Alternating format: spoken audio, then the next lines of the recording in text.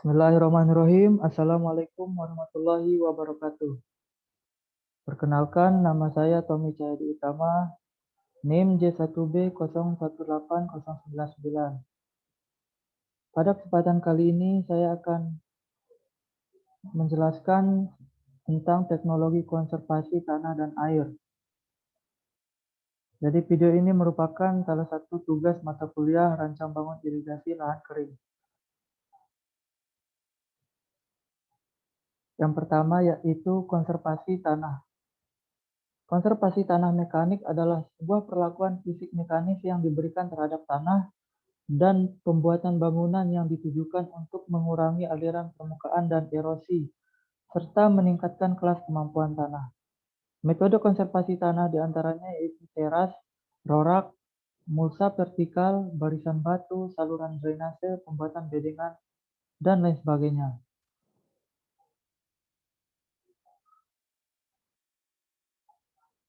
Yang pertama yaitu teras.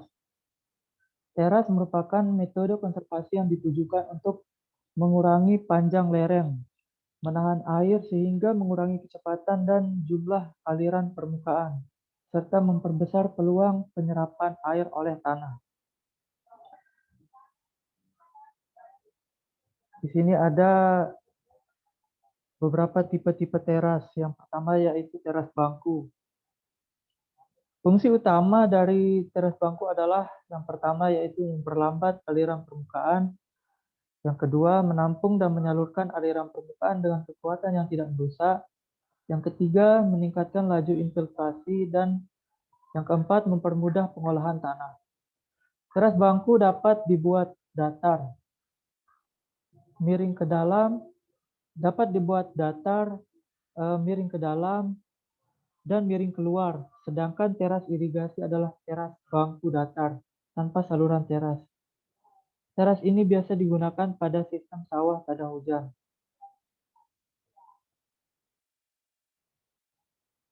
Ini adalah beberapa tipe teras bangku.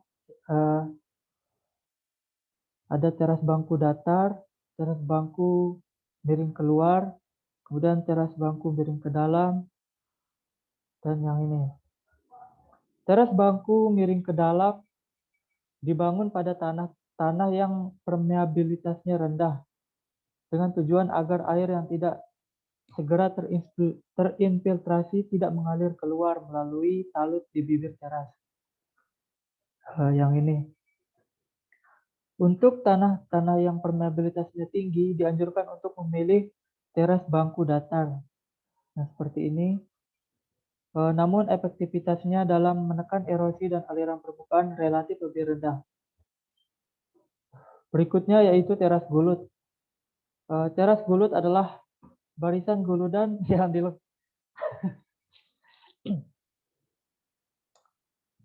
Teras gulut adalah barisan gulutan yang dilengkapi dengan saluran air di bagian belakang gulutnya. Metode ini dikenal pula dengan istilah gulut bersaluran. Bagian-bagian dari teras gulut terdiri atas gulutan, saluran air, dan bidang olah. Fungsi dari teras gulut hampir sama dengan teras bangku, yaitu untuk menahan laju aliran permukaan dan meningkatkan penyerapan air ke dalam tanah. Saluran air dibuat untuk mengalirkan aliran permukaan dari bidang olah ke saluran pembuangan air. Berikutnya teras kredit. Teras kredit adalah teras yang terbentuk secara bertahap karena tertahannya partikel tanah yang tererosi oleh barisan tanaman yang ditanam secara rapat seperti tanaman pagar atau strip rumput yang ditanam searah kontur. Selanjutnya teras individu. Teras ini merupakan teras yang dibuat pada setiap individu tanaman, terutama tanaman tahunan. Jenis teras ini biasa diaplikasikan pada areal perkebunan atau tanaman buah-buahan. Selain untuk mengurangi erosi, pembuatan teras individu ditujukan pula untuk meningkatkan ketersediaan air bagi tanaman tahunan. Fungsi lain dari teras ini adalah untuk memfasilitasi pemeliharaan tanaman tahunan, sehingga tidak semua lahan terganggu dengan adanya aktivitas pemeliharaan seperti pemberian pupuk, penyiangan, dan lain-lain.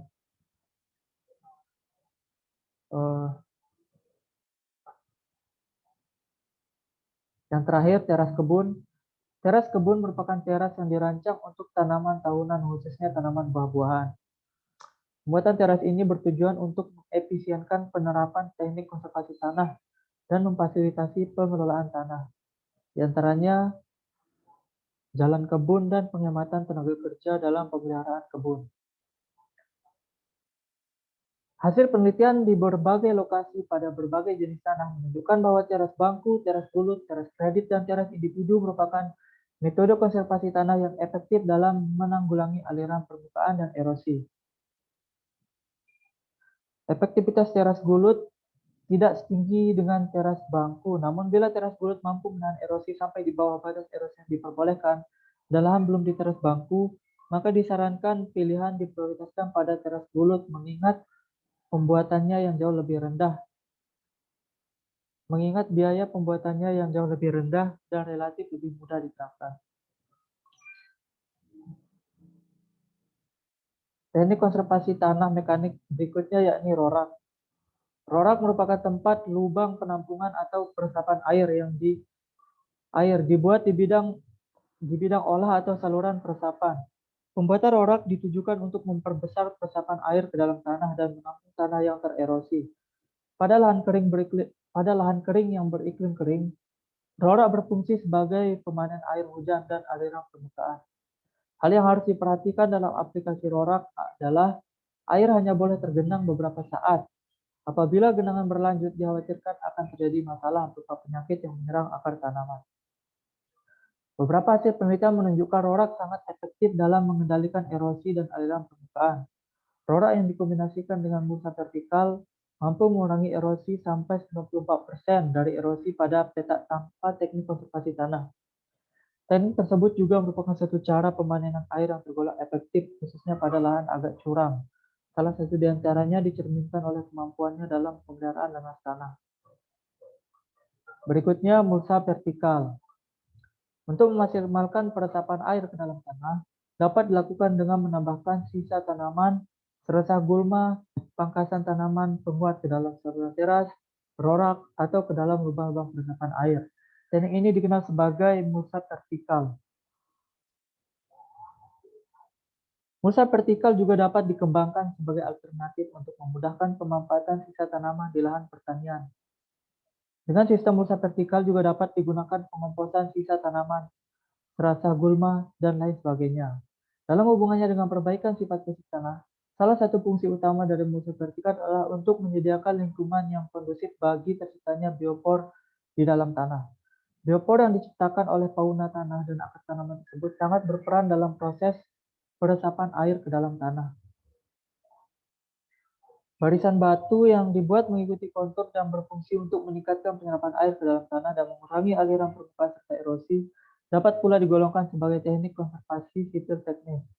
Barisan batu dapat diterapkan pada tanah yang berbatu sehingga barisan batu ini juga bisa digunakan untuk memperluas bidang olah.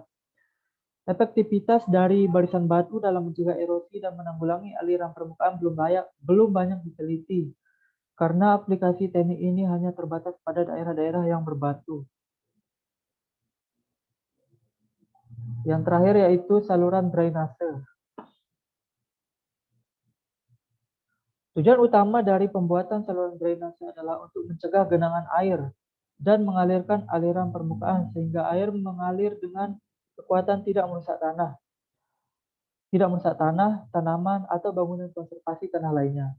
Bentuk saluran drainase permukaan khususnya pada lahan usaha tani dapat dibedakan menjadi saluran pengelak, saluran teras, dan saluran pembuangan air, termasuk di dalamnya bangunan terjunan. Saluran pengelak adalah saluran yang dibuat hampir searah garis kontur. Fungsinya untuk mencegah masuknya aliran permukaan dari bidang lahan di layanan bagian atas lahan pertanian, di mana aliran tersebut dapat menyebabkan terjadinya erosi atau gangguan terhadap komponen lain, misalnya tanaman, bangunan, dan lain sebagainya. Saluran teras pada teras bangku merupakan saluran yang terletak dekat perpotongan antara bidang olah dan sampingan teras.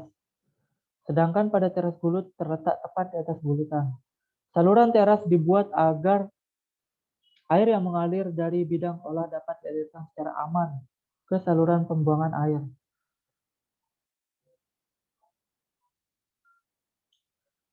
Saluran pembuangan air.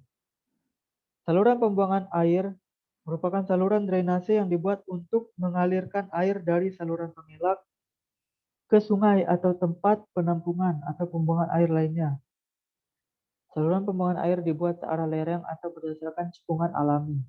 Pada lahan yang kemiringannya lebih dari 15%, SPA atau saluran pembuangan air harus dilengkapi dengan bangunan terjunan, yaitu bangunan yang terbuat dari susunan batu atau bambu atau bahan lainnya pada saluran pembuangan air yang berfungsi untuk mengurangi kecepatan aliran air pada saluran pembuangan air. Menurut Agus dan Widianto, bangunan terjunan diperlukan bila kemiringan lahan lebih dari 8% atau apabila tanah peka terhadap erosi. Pada tanah yang mudah longsor, bangunan terjunan sebaiknya dilengkapi dengan gorong-gorong. Berikutnya yakni konservasi air. Prinsipnya adalah penggunaan air yang jatuh ke tanah seefisien mungkin dan pengaturan waktu aliran yang tepat, sehingga tidak terjadi banjir yang merusak pada musim hujan dan terdapat cukup air pada musim kemarau. Tujuannya yaitu untuk meningkatkan pemanfaatan dua komponen hidrologi, yaitu permukaan dan air tanah, dan meningkatkan efisiensi permukaan air. Pengelolaan air permukaan meliputi pengendalian aliran permukaan, pemanenan air, meningkatkan kapasitas infiltrasi tanah, pengolahan tanah, penggunaan bahan penyumbat tanah dan penolak air, serta melapisi saluran air. Pengelolaan air bawah permukaan meliputi perbaikan drainase, pengendalian perkolasi dan aliran bawah permukaan, dan perubahan struktur tanah lapisan bawah. Perbaikan drainase akan meningkatkan efisiensi pemakaian air oleh tanaman, karena hilangnya air yang berlebih akan memungkinkan akar tanaman berkembang lebih luas ke lapisan tanah yang lebih dalam daripada hanya terbatas di lapisan atas yang dangkal yang akan cepat kering bila permukaan air tanah menurun. Tujuan teknologi konservasi air yaitu untuk meningkatkan masuknya air ke dalam tanah melalui infiltrasi dan pengisian kantong-kantong air di daerah cekungan, dan untuk mengurangi kehilangan air melalui evaporasi dengan cara teknik pemanenan air dan teknologi pengelolaan kelangasan tanah.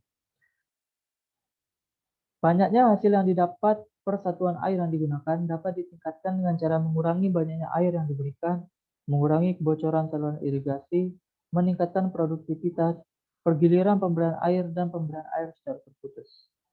Jadi pemanenan air adalah tindakan menampung air hujan dan aliran permukaan untuk disalurkan ke tempat penampungan sementara atau tetap, yang sewaktu-waktu dapat digunakan untuk mengairi tanaman yang diusahakan pada saat diperlukan.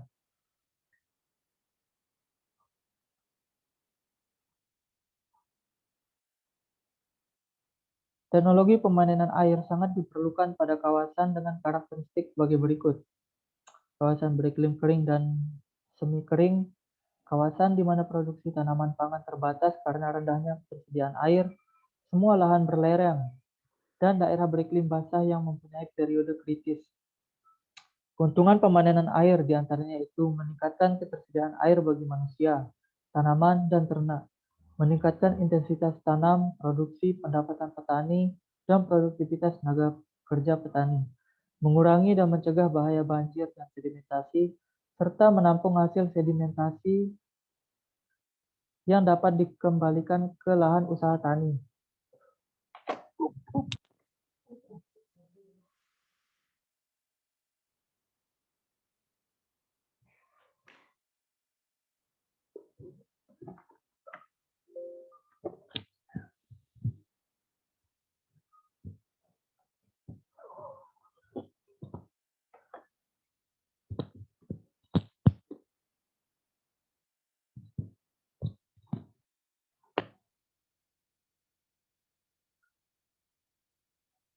Oke.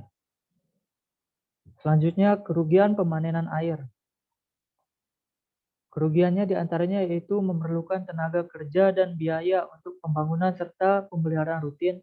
Yang kedua yaitu mengurangi luas lahan budidaya karena sebagian digunakan untuk pembuatan bangunan.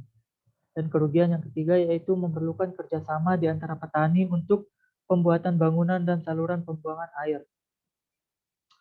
Beberapa teknik pemanenan air diantaranya itu saluran peresapan, rorap, embung, dan mulsa vertikal.